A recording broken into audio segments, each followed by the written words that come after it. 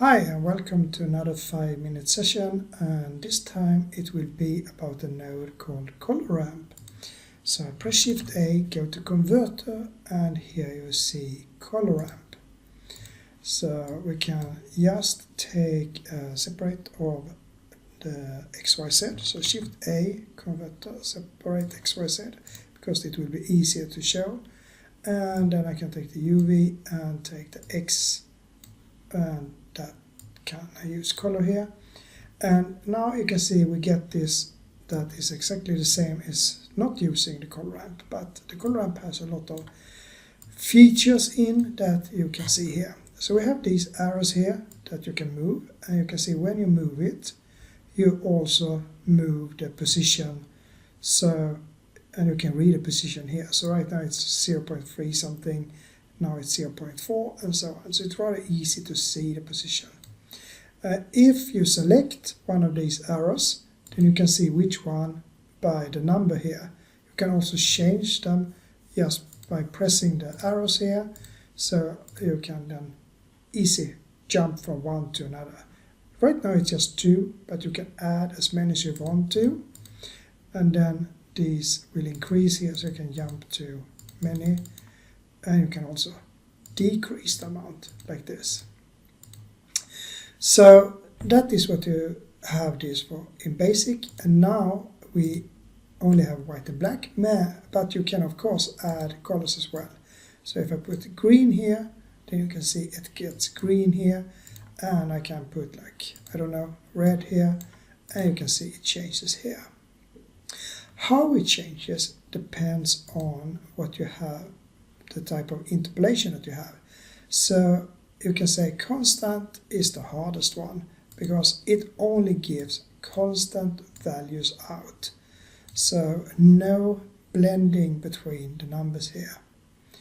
And then you have the cardinal, and cardinal is rather sharp between these colors, but it's not like the constant, but still hard.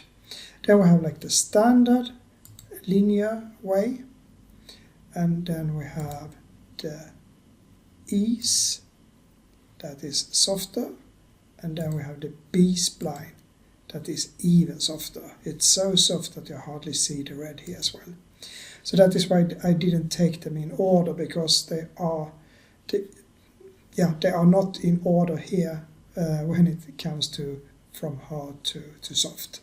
But these are the ones that exist here. We can run with the ease here.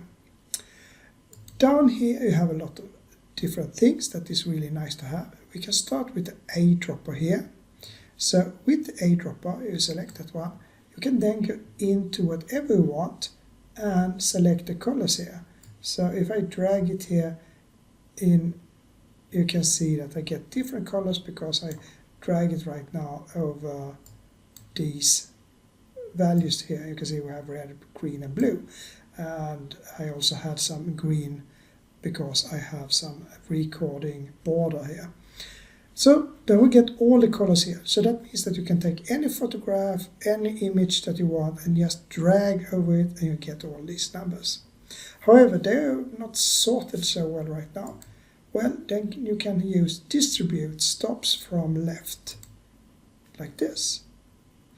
And you can also use distribute stops evenly, and then you know that the distance between every little arrow here is exactly the same. So you have a lot of stuff here, and you can also use the flip ColorRamp, and then you just reverse everything.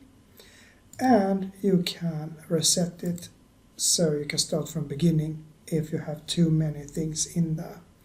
So it's a lot of stuff that you can do here. You can also use alpha.